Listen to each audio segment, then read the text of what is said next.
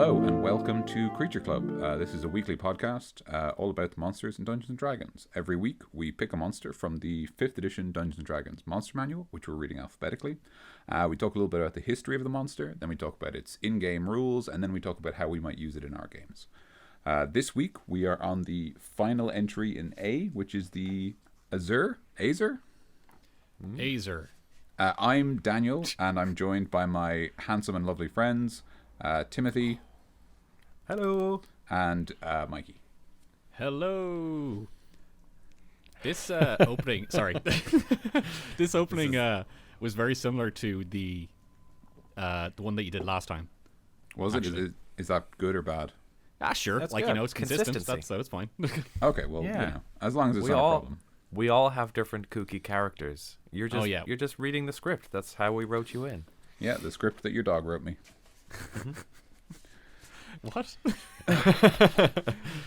Anyway, hello guys. We're doing Azer. Indeed. Or Azure, I don't know. Azer. What would we say? We kind of have a thing I each think- episode where we we stick with one way I of saying it. definitely feel like I'll move back and forth because I feel like Azer is how it's spelt, but Azure feels right because it's more like Azure is a semi-precious stone, and I think Spanish word for blue. which is that's all correct. It's also an English word for blue. Oh. Yeah, you can say like the Azure Ocean. Wait a second. What does the internet say how to pronounce it? That's a very good question. Oh, it's Azer. It's Azer. Azer. According to Azer. Wikipedia. Oh Anyway. yeah, you're right. Good old Wikipedia. Okay. Good old Wikipedia. The Because episode it's blazing. So this episode's on the Azer. You could probably cut some of that out, Mikey. Yeah, sure, but like, yeah. Banter. we gotta faff about sometimes, you know. Yeah, Yeah. we do. We're terrible for it. Okay, so this episode's all about the Azer, which is the last of the A's because because that's how alphabets work. Yay! Well, first of all, Azer's kind of a strange thing. For our listeners out there who don't really know the monsters, can we describe what it looks like to the guys? Go for it. Sure. That's a good idea. We'll do that before we get into the history. Well, anyway, the picture on this is kind of like a dwarf. It's basically a dwarf, but his head's on fire. Like he's made of fire. Yeah, I know. It's awesome. Sorry, It's pretty metal. I'm sorry. Please go on. I know. I have a way of describing things. I'm very. Yeah. It very evokes a lot of unique. imagery. Like Yeah. I can imagine this person walking up to me and being like, "Hello there. Don't worry, my head isn't actually on fire. This is just how I am." Well, like he's a being of fire and Yeah, totally. and brass, I think, some sort of metal. Yeah, so it's like they have they're the same sort of stature as dwarves, but instead of having normal hair, they have fire. They even have fiery beards if they're male. There is some depictions of female Azer where they don't have facial hair instead, and they have bodies of sort of like it's kind of bronze, but it's almost always kind of. I'm not sure how to describe it exactly. Like slightly corroded bronze. There's elements of kind of greeny tinges to it. Like it's not it's not burnished bronze. It's kind of aged bronze. They're quite a pretty thing for what they are, you know? Like, dwarves are typically quite kind of gruff looking and almost kind of grotesque, but the Azers look pretty elegant, I think. The idea of the bronze-bodied flame character, I think that's quite a beautiful image. You heard it here first, folks. Dwarves are grotesque, according to Tim. Wow, there it is. I was going to say, I actually think that as part of my research, I was reading the Monster Compendium Annual Volume 1, which is a second edition monster book, and in that they have a piece. It's got a terrible name, but anyway, in that they have a piece of art for the Azer, which is actually, I really like it. I'll send it on to you guys, but it's very different. Like they're less sort of, I guess, broad, but they look a bit more. They almost look more like a gnome or a halfling, Okay. but like a bit broader, and like they still have the fiery hair, but like it's. I think because this is sort of like, you know, a certain type of rendering, the fire looks a bit weird, but like when you actually draw the flames, like with a pencil outline, it looks a little different. Anyway, getting into semantics. Cool. Anyway, that's what an Azer is. They are, unsurprisingly, for a creature made of fire, they are from the plane of fire, and There you go. they've got a lot of description in the 5th edition book. But before we get into that, let me give you a quick history of everything else. They are not from any. They're kind of exclusively a Dungeons and Dragons creation. Is that right, Dan? Yeah, that is. Yeah, they don't really have a sort of like a mythological reference. There is reference to like a Slavic shapeshifter who occasionally appeared as like a dwarf with a fiery beard, but like it was a shapeshifter, so that doesn't really, like it's not the same. Like it's not like it only had this one form. It's like it sometimes took this form, and like realistically, any shapeshifter can take any form a lot of the time. So that's not it's not a strong link. But that's cool. That sounds really cool. It does sound cool, and I'm sure that like that creature. If you want, we could maybe cover that a different time when we talk about shapeshifters, because it might be very interesting. But anyway, the Azer as it's described as sort of a dwarf but made of metal with fire for a beard is very much the creation of Dungeons and Dragons. First showed up in the second monster manual of AD&D, and that's also where they described the Azer King Amaimon. So I looked up the name Amaimon, and the name Amaimon. So in Dungeons and Dragons, it's spelled Amaimon,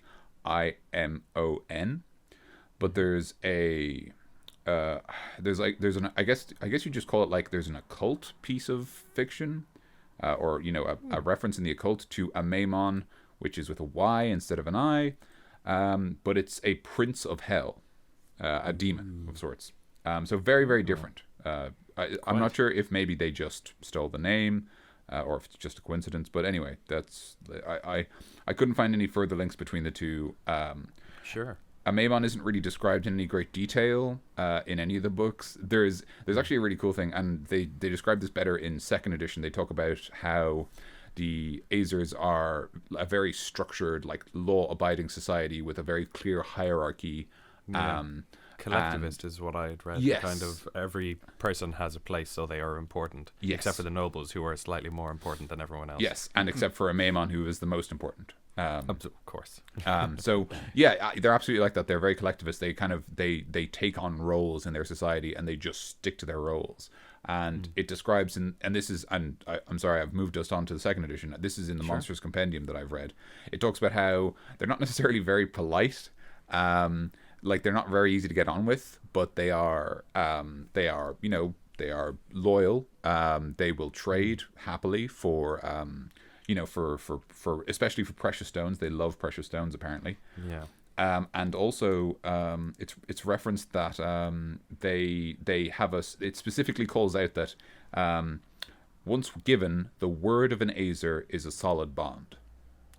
Which is great. It's always great whenever they give a creature something like that, like because it's either something that means that ultimately the players relate to them, or it just means that it's kind of their flaw or weakness, which is very cool. Well, it could also be a reference to the fact that in the 5th edition monster manual, it says that they are made, not born, and it says that they are made by a previous Azer. Yeah, they're maybe basically it's kind of the robotic idea, like they have masters. Oh, I get you. Yeah. They just take instructions. That's like the word of whoever they say yes to is basically it. But it's once given, the word of an Azer is all. It's more like an oath. They're very like loyal. But anyway, the other thing I wanted to mention, and it specifically talks about this in terms of their habitat section in the second edition book, talks about how they live in towers of stone. They live in they like to build kind of within mountains, but they like to build high.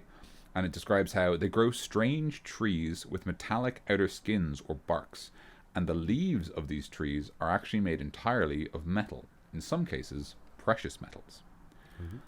Which I think is a gorgeous exotic image, right? Like this, this like castle hidden away in the mountains, and there's these trees that literally grow gold, surrounding this palace. I think that's really, really exciting. And an Azer mother would not be able to come up with the money doesn't grow on trees thing. Yeah, exactly. So then it describes Amaimon and the nobles. It's very, very, very, very. It's very light on what they can do. It just says that nobles are. It's actually interesting. Like it does this thing where it describes them as larger, which I actually think is kind of cool. The idea that like a noble Azer is like a large creature rather than a medium creature, and then a Amaimon is like huge because it describes how like they're more powerful, so they're bigger. And they're stronger. A Maimon is described as the most intelligent of all Azer. And other than that, it just says their other full powers are unknown. It specifically says in the book, which is actually something kind of cool from the younger editions of Dungeons and Dragons, where like the idea was like, well, you can choose what your Maimon does, right? Like in your world, a Maimon might be this master tactician who likes to fight on the front lines, but he's effective at giving orders. Someone else might have him be like a sorcerer, you know, like a powerful spellcaster, or like an artificer. So that's kind of interesting, but it does mean that unfortunately there's not as much to talk about.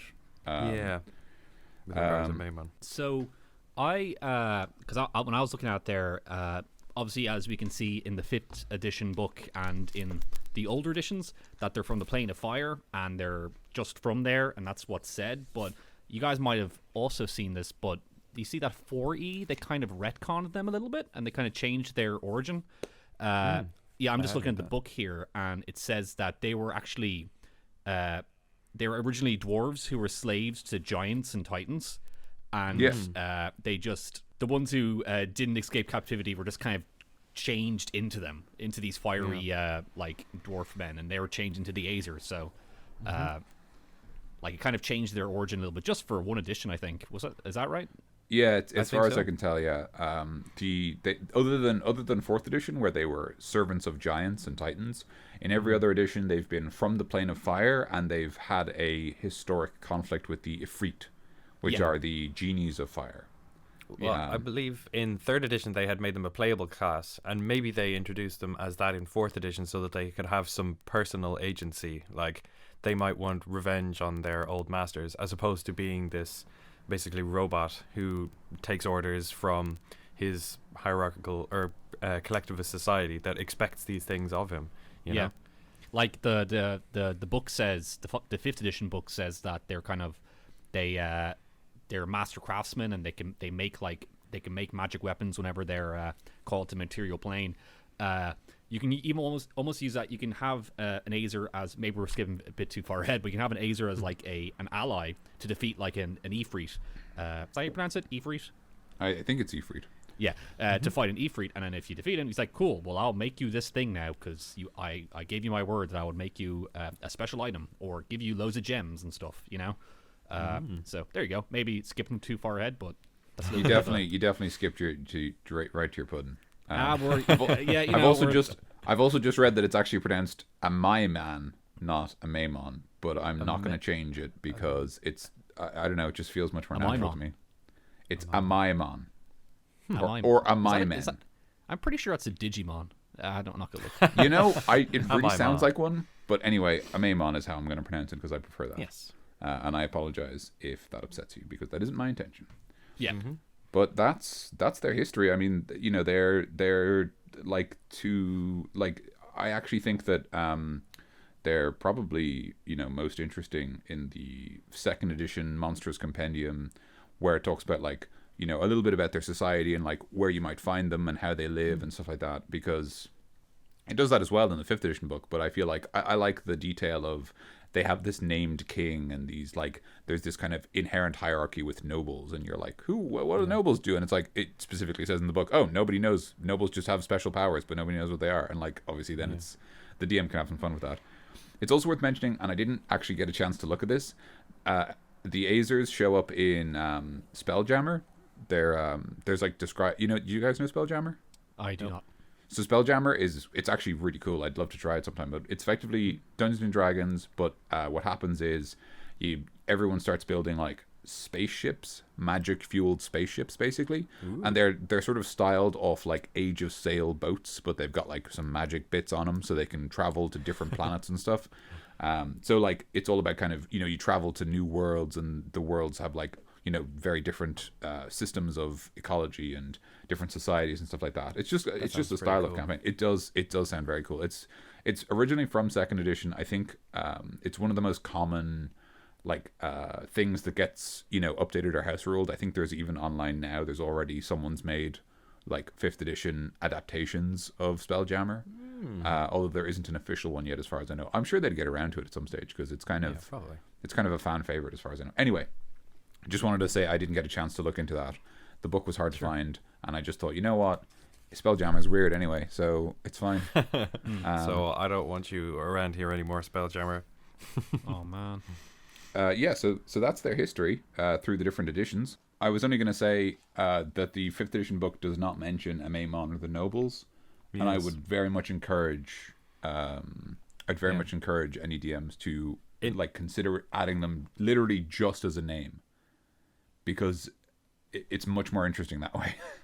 Yeah, when I did my initial research, all I did was read the monster manual, and I couldn't come up with like a contextual idea for them. Like all I could think of is there's a city of Azers. Yeah, if you want to go near them, they're there. They're there. What did they do? Oh, not much. They A's. Whereas, if you're like, okay, so this, it's this like gorgeous crafted palace by these master craftsmen, and ruled over by Amaimon and his council of nobles, and the rest of them are just like worker ants, and it's surrounded by these trees of iron with leaves of gold. Like you described this to the players, they're like, can we have the trees though? And it's like, well, you could take the trees, but you'd probably upset the king of the Azers. And it's like, yeah, all right. And then you've got that's a risk worth taking. And then you plunge your people into 1,000 years of war. And if your characters go to the plane of fire, you're just on fire all the time. You very always good say point. that. Yeah, I always say it's just fire. There's just fire It's everywhere. it's like Ocarina of Time, when you go into the volcano before you wear the red tunic. Oh yeah, You just burn alive. Okay, so meat and potatoes. Meat and potatoes. Meat and potatoes. Let's do it.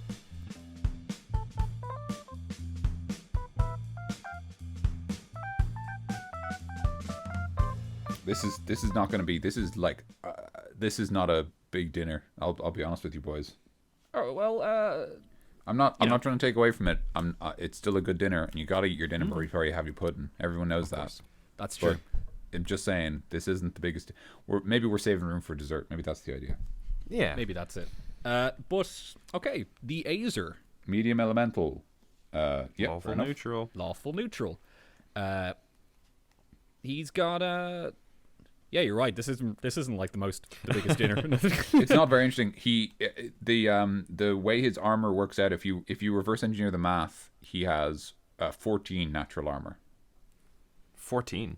Yeah, so he's kind of I'm not sure. You know what I mean? If you subtract the shield and the dexterity bonus, he's got 14 armor, which is the same as scale mail. So his body is as tough as scale mail, which is kind of cool as a point of comparison. Damage immunities, fire, of course. And poison. What's up with that? I think it's basically that they are made of bronze and fire. Yeah, I think the idea is there's nothing to poison. Sort of. Except maybe oxygen, but that would just like fuel the fire and maybe like heal whatever thing is going on. I feel like if you're removing the oxygen, it's like you're kind of fighting at a different level. If you're like, I'm gonna remove all oxygen from around you, it's like, okay, so like we're not really playing D&D anymore. We're kind of like we're playing something else. Well, I was thinking like attacking them with oxygen to try to make them rust a little more. But yeah, I suppose that situation would probably be bad. That is, you could just hit them, Tim. Anyway, sorry. My Stan's power gets rid of the oxygen in the area. Actually, what I wanted to mention here is the languages. It's only Ignan or Ignan. Ignan. Once again, this might be. I'm just gonna jump on ahead to the pudding real quick, but that means if you like put that pudding down, young man. No. I know. Please go ahead. I'm doing it. If you like run into one in like a cave or something, one that's kind of like he's been in the material plane for a while, and he's like a master blacksmith. You go up to him and he doesn't speak common or any language that you guys know. Then you have to like kind of either comprehend languages as it really easily with a spell, or just like find another way to like communicate with him if you want to get like these master craftworks or just like specialized weapon or item or something. It could be a cool little encounter. Yeah, I like to imagine Ignan as just sounding like a campfire. Like they just open their mouth and the sounds of a campfire come out. And depending on the level of Azer, it sounds like a slightly bigger fire. Yeah. That's just me. I'm just a silly boy. Don't mind Yeah, me. you're a silly boy, Tim. You're pretty silly. Challenge rating 2, so could be a pretty good encounter for like a first or second level party, you know? For us, maybe like a small party if they've adventured a couple times.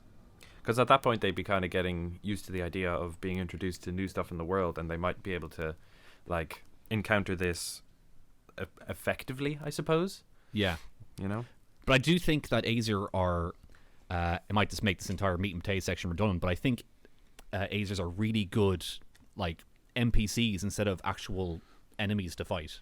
Well, it's worth. I mean, if we take into account everything we've covered in the history, you know, we sort of get the impression that they're slightly, they're not like really, you know, naturalistic. They're maybe slightly like automata, but there's also the point that, like, you know, they will follow through with an oath if they've made one, and they are. I mean, I would assume it doesn't say anywhere, but given the fact that they're made of metal and fire, it's reasonable to assume that they're immortal.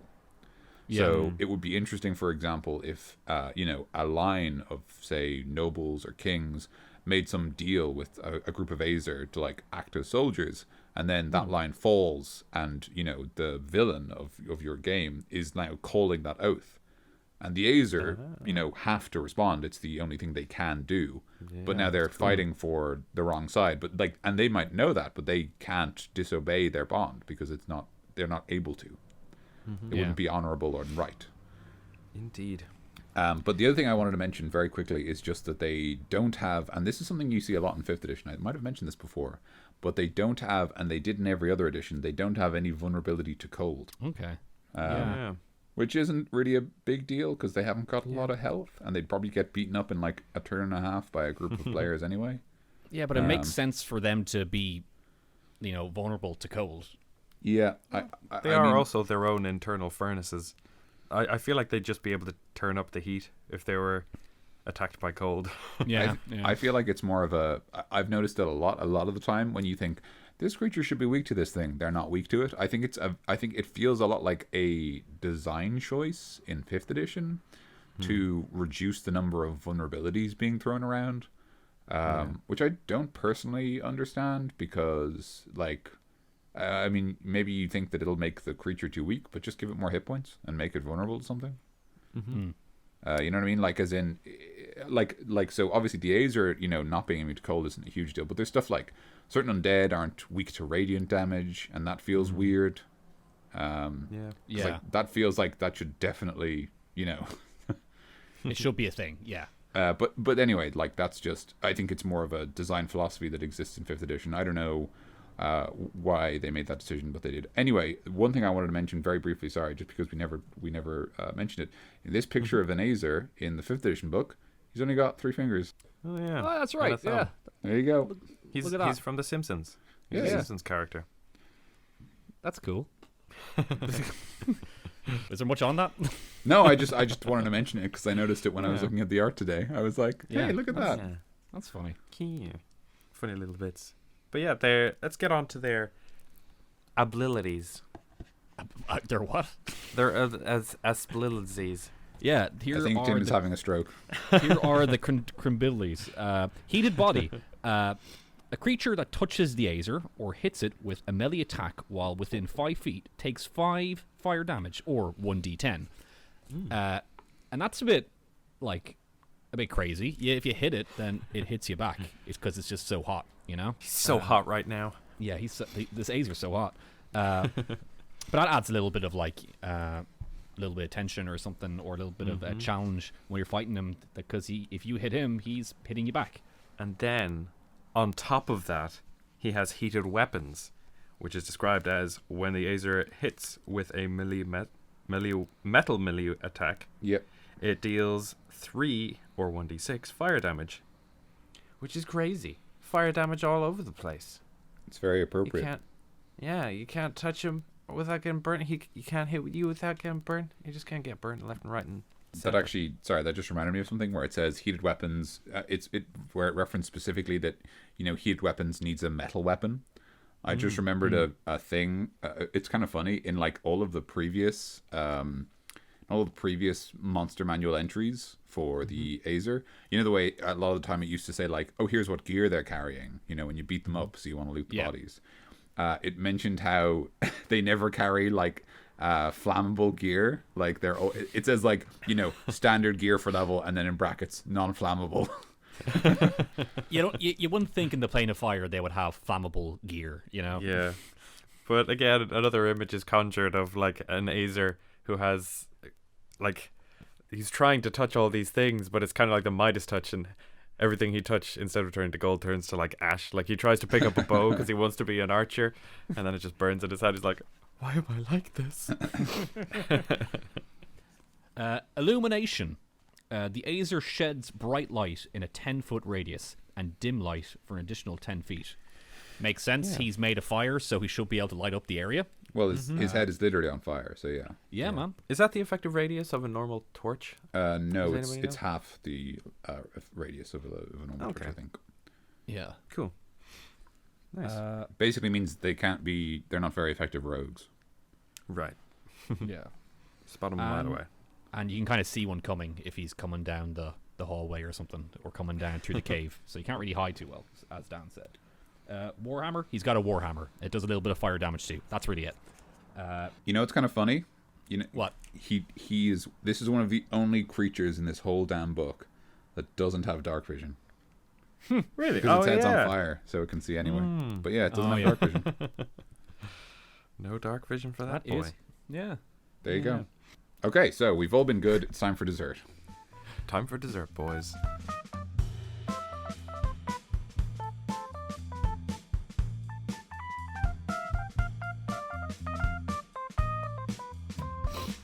So, how do we feel about using Azers in an encounter? Or in our world, in general? I don't feel like doing it at all, actually. I don't Really? feel like dancing. Yeah, no, I'm just gonna... Do you want to sit this one out? Yeah, I'm gonna sit with this one. No. Peace. You did say to me earlier this week you're not much of a dessert guy. Yeah, I'm not much of a dessert guy. I don't really eat too much dessert, but when it comes to D&D... You can't get enough. I can't get enough. I kind of said all my ideas during this podcast. I should... Yeah. Kind of blew it early a little bit. Yeah. Warned you. Yeah. I have a couple ideas. What are your guys' ideas, actually, first? I'll let you guys talk. Daniel, would you like to share your ideas with the class? Yeah, sure. And so, I suppose, I'm not so concerned necessarily with, I guess, why you're fighting the Azer. I'm just going to talk about, like, how I might make a fight with them exciting. Okay. I think the first thing I'd say is I would never. I mean, unless I turn them into minions, which, in case you haven't been listening to previous episodes, not in general, a minion is a rule from 4th edition where a creature has a single hit point, and so if any attack hits them, they just die, like they just crumple. But it's a great way to make your players feel sort of like epic heroes because they're cutting through swaths of enemies. But anyway, feel effective. Yeah, exactly. So I don't think I would have a fight with a single Azer unless they were meant to be like the boss of a group of lesser creatures. But I don't really feel like they suit that role because they don't seem that cunning, I guess. Does that make sense? They don't seem like they're the head honcho, unless you wanted to introduce like an Amaimon-like figure, which would be kind of cool. But anyway, so I think they'd be kind of a slightly medium level encounter, and I'd have a group of them fighting the players. And I think I would. I think I'd probably try and work on the idea that. I think I try to mix up their tactics a bit. So like the one presented here is just like an Azer with a weapon and a shield, and that's it. Like I mean, they are literally shirtless. Yeah. They got a kilt of brass, and that's it. Yeah, they are made of bronze though. So yeah, exactly. It might it might be effective to say like they can't really wear armor effectively because they're already armor. But they already are bronze armor. ain't the strongest thing, so you can hit it with a sword, no problem. That's true. Some of our first swords as humans were bronze. That's true. So I think what I might do is say like two kind of frontline boys, like the profile here. Basically unchanged.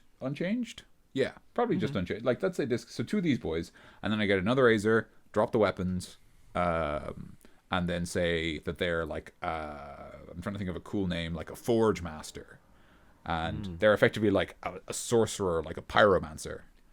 You know, so they've got rules to do with like they can increase the temperature of the other Azer's heated bodies so they deal more damage, or like they can like start fires from other because it's if I recall correctly, they are immune to fire. So this Forge Master can go buck wild. You know, he can. My goodness. He can point. winks. He can point at one of his allied Azers and cast Fireball with them as the target. Like, if you imagine, like, rather than it being a normal Fireball casting, they just explode. The Azer just explodes. And, like, everything nearby gets wrecked, but obviously the Azer itself doesn't take damage. Or he winks at them and shows them a little ankle. He's getting too hot. Oh my god.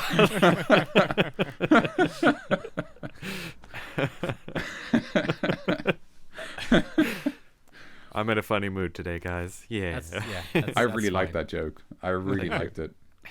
Yeah, there's only like we can keep going with this entire Azers are hot joke. So yeah, it's extremely. Like it. It's got a lot of mileage. A lot of mileage. Yeah, a lot of staying power. Mm-hmm. I like the idea of the Forge Master thing. It's really quite cool. You could like, were you thinking the Forge Master would be an actual other Azer? Yeah, sorry. It would be a third Azer, like another actual. Like it's not a different creature; it's another Azer, but like. Oh, but it just has like an extra ability that it can do. Yeah, I mean, you know, you could even say that this Azer Forge Master is like the noble, right? Like this is what the nobles have that makes them different. Like they can manipulate flame; they have this kind of inherent connection to it. So like normal Azers are made of fire and can work and like make, you know, gorgeous artifacts, but like these like Forge Masters are like. They're in tune with flame and they can like, you know, make like miracles with it, you know what I mean? And that's why they're sort of, and maybe then Amon is like, you know, the master of flame, right? Like he can do anything with fire.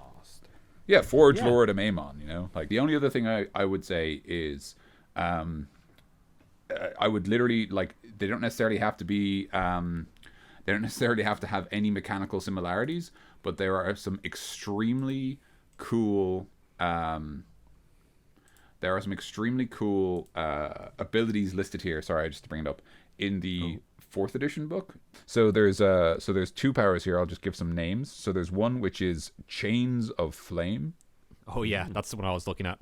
Yeah, and like I think that's just so cool, right? Like I think that's such an evocative power to give this like Forge Master, like, you know, they maybe have whatever, like Firebolt and Fireball, or maybe you just don't even bother giving them spells. You just say like they can do shit with fire, but like they've got like this Chains of Flame thing where like, you know, they you could even say like they basically have like whips, but the whips are like fire chains. Very Ghost Rider kind of exactly. style. Ghost Rider. That's what I was thinking when I was Tasty. But that's how I would probably make a fight with them in 5th edition. But DC, you have been very patient. Thank you. I have been, and it's kind of changed the subject. And it's kind of a strange one, so strap in here. But Hang on, let me get my belt. Get your belt. Pause game. Wait, no, don't pause. Have you guys not been wearing your belts? I always buckle in for a creature club. Sorry, DC. It's an exciting roller coaster ride of information and fun. I've put on my belt. Listen now. My Sorry. belt Okay. is on. It's kind of a strange one, but when I was reading the Azer, the first thing that came to my head was that the Azer was the fire, and the kind of like body was kind of like a brass or any kind of metal suit around it. Oh, cool. That's the first thing that came to my head when I was actually reading it. And I even thought it was that at first, but it wasn't. So when I was thinking about that, you can almost have, like, it doesn't have to be like the body of a dwarf. It can actually kind of be anything, really. You know, any kind of, but like having the Azer as the fire, the being actually being fire, and fire kind of making the being, it's kind of cool, you know? That's very, very cool. It's very cool. And because they're like the not Forge Master, because they're the like master craftsmen, they could just build other bodies for themselves. Exactly, yeah. Like, if I was to put them into my setting, like, right now, I would probably make it like that. Because I'm not too huge on the entire, like, all the elemental planes, but they're a thing, and they exist, and that's fine, but I would probably make it like that, you know, where they are the fire. Really solid. That is so cool. Yeah. It's very cool. Steal that for yourself, guys. Go ahead. I will. Steal idea. So that means you can make it. The body can be like a human body, or it can be a like an elf body. It can be almost any kind of body. But to keep it classic, keep it as a dwarf. But that's my 2 cents. I just wanted to say that. You say classy, D&D players. Yep. Cool. That's it. That's all I wanted to say. I just No, really it's wanted to very say that for a cool. while. I'm glad you told us to strap in, because otherwise I would have definitely fallen out. Yeah, Of I this would roller coaster. have stood up out of my chair and I would have fallen off this roller coaster, as Daniel said. Do we have any ideas for actually the fight itself with this Azer in the 5th edition book?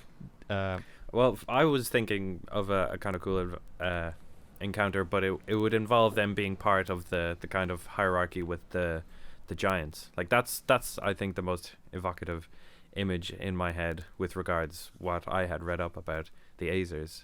Okay. Where you would face the kind of minion idea, because probably if you're facing like a fire giant or a storm giant, you're probably going to be able to use the Azers as basically minions, and you would face the fire giant in his castle his palace that has been made by the Azer for him, and he'll have like all kinds of chandeliers that he'll be able to like chuck around the place, and all kinds of fire traps, and just like go to town on whatever space is you come up with for the encounter, and fill it with Azers and chuck in fire monsters here and there. So you're using Azers as kind of like a foot soldier kind of guy instead of actually a head honcho or anything. Yeah. I'd use them as the kind of the minions that basically they are, the kind of automaton robots. And you want to go with the 4E kind of lore for it, where they're that's pretty cool. Yeah. Mm-hmm. Yeah. We all have very different ideas with this, and that's cool. Absolutely. That's very Yeah, cool. it was really very cool. cool. Yeah. Share your ideas with us in the Yeah. comments. Do we have comments anyway? We do have comments. Yes, we do. Yeah, Share 'em. share them in the comments. Woo! Anything else? I was only going to very briefly mention, and honestly, this isn't very specific to Azer, but it is an Azer example. So there is an example of a specific Azer in one of the 3.5 books called Weapons of Legacy. And the Azer in question is called Ironheart, Servant of Fire, which is a very exciting name. You do like your titled characters. I do. It's the best way to give. It immediately makes you wonder, like, servant of what fire? Just the fire, a fire, which fire? Who are you? If I light a fire, tell me everything about you. Sorry, what's Tell me everything you know. what's Weapons of Legacy? Is it a book? Yeah, it's a 3.5 source book. Cool. All right. Oh, It's tasty. I actually, I'll be honest, haven't read through all of it. From my read of it, it looks like it's a lot of mashups, and I think it might even be an adventure path, but I haven't read it all. I don't know what it is exactly, and to be honest, I don't care, because I only came here looking for Azers. So Ironheart, Servant of Fire, is specifically described here as an unholy fusion of Azer, Cleric, and Yugoloth. Ironheart now struggles with his fiendish nature. Who's Yugoloth? A Yugoloth is a type of monster. It's sort of a type of aberration. But it explains he's got a very brief backstory, because he's a specific named character rather than just an Azer. The idea basically is that he was a war cleric who died in battle with this aberration, with this fiendish aberration, and the high priest of the temple, out of respect for his sacrifice, brought him back to life. But somehow the process of bringing him back to life, he had like fused with the creature he had slain that had also slain him, and now he has sort of qualities of this aberration that he can adopt for himself, which make him more powerful than other warriors, but he has to sort of deal with the consequences of those, because they also come with a change to his conscience. Yeah. Interesting. And the only reason I mention it is because that's really fucking cool. Yeah. Yeah. I was thinking that myself, and I was wondering what like other reason you were going to come up with. And No, I'm like, I literally just read it and I legitimate, thought like, wow, that's really cool. So I literally just wanted to mention that because it's cool, and like When you have like these monsters and you have like a named character who is a monster and you have a little cool story from him, that's awesome. Like, yeah, absolutely. It just occurred to me there, though, the Azers being basically a being of bronze is a really good baseline for, like, a part of your story. If you want your character to have any kind of, like, I suppose, bronze mutation, or, like, have a backstory with regards something with bronze, because, I don't know, you just like the idea of the bronze metal, you could just throw in the Azers into there. It's a really cool just little element that you can add to your story, which introduces your character into the world and gives them a little bit more history. Yeah. And lets the other people at the table know that Azers are a thing. Yeah. And also, like, I don't know if this is a thing already, but you can have like a hierarchy of Azers that are the higher they go up, the better the metal is. That's a cool little idea. The more cool. like pure it is. Yeah, yeah. That's nice. I like that. And the tougher Azers are like the tougher metal. Yeah, that's cool. hot. I like that a lot. Yeah. It's hot, you guys. Stop it. It's hot. But so there's actually just one final thing I want to mention. Is there anything you guys want to talk about? No, go ahead. Not really. No, go for it. Okay, so I'm sure you guys have seen it, but in this entry for the Azer in the 5th edition Monster Manual, there's a quote here. Tim, do you want to read it for me? I have put my book away. I shall read it then. I shall read it. DC's going to read it. Thank you, DC. Give me 100 Azer slaves, and I can forge an empire that would make the gods tremble. Right. That's our Raxes al-Sakar and Ifriti Pasha. So obviously this is a really fucking cool quote. But the thing that got me thinking specifically was like how you might incorporate them into your campaign in indirect ways. Like you mentioned, the idea of them being an ally or an NPC DC. For whatever reason, this is the idea specifically I came up with. So some group of like raiders have suddenly become like more brash and powerful, and they're, striking with more ferocity, and no one's quite sure why. And when you raid their lair, you find like chained in like a room with nothing but like an anvil and a hammer is like an Azer, and maybe like the bindings are like the dimensional shackles from the Dungeon Master's Guide, the magic item. And so the Azer has been like forced to make these like incredibly powerful relics for this, band of misfits, effectively. Yeah. That's pretty rad. For whatever reason, I just felt like that would be a really interesting introduction to the creature. And here's a cool setting. What if that happened? If that quote happened? What if a bunch of Azers made an empire? Like with an Ifriti at the top. Exactly. What if? Wow. That's a cool little question to ask. I think we should just have at the end of all of our episodes just like a section called Really Fucking Cool Corner where we just find things that other people have done and just be like, oh, look at this really cool thing. Oh, yeah. And I have a good thing for that, actually, because I was meant to mention this, but okay, so a couple of episodes back when we did the second episode, we did the Aboleth. Our second episode that we ever done. I was mentioning the Aboleth's slime mage and we were joking about that. Haha. we even joked about it in a couple episodes afterwards. Oh yeah, it became a little meme joke. in our show. But our friend of the podcast, Connor, he just sent me the other day like, "Hey guys, I made a slime mage homebrew. Here you go." And it's fucking brilliant. It's brilliant. Incredible. It's so good. It's so cool. I love it. We're gonna leave it underneath this. Hopefully he's okay with that, but I'm sure he will be. You just give it a read yourself, guys, and play in your game. It's a wizard archetype. Has a bunch of slime themed spells. It's part of the school of slime conjuration. Very specific conjuration school, but there you go. But it's awesome. He put a lot of effort into it, and it's really cool. So give it a look, guys. Totally. That's really cool fucking corner, or really fucking cool. really corner fucking cool. Yeah. Did you know I was gonna mention that, Tim, or did you just? No, I'd almost completely forgotten about it. I got excited about it when I heard you go. Actually. Yeah. Same here. Like I forgot until you said that. So it just worked out well. Fantastic. Yeah. This kind of ended up being a shorter one. Yeah. There you go. That's fine. Mix things up. Nice. Yeah, that's okay. fine. All right, what we gotta say? Thanks for listening, guys. If you liked the show, you can review us on iTunes. That helps. Yes, that helps. That helps a lot. You can comment down below if you've used Azer in your game, or if you have any experience with any of the settings they're present in, like Al Qadim, which we didn't really talk about, or even just the Plane of Fire, if you've ever been there. If you've had a visit, you know, us stopped what it's by like. yourself, gone shopping, set yourself on fire.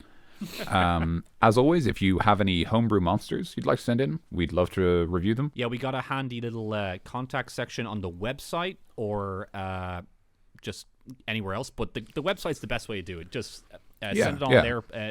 You'll and even if like either send us your own homebrews or homebrews that you found, like we don't mind either way. Yeah, absolutely. Yeah, I mean, it'd be great. Like, obviously, if it's one you found, it would be great if we could credit the original creator. But if no one knows, then we're very happy just to talk about it from the point of view of being passionate about this subject. What we plan to do is just like get an episode and talk about a bunch of them. So if we get some off you guys, that'll be great. I think that's Well, everything. it, I suppose.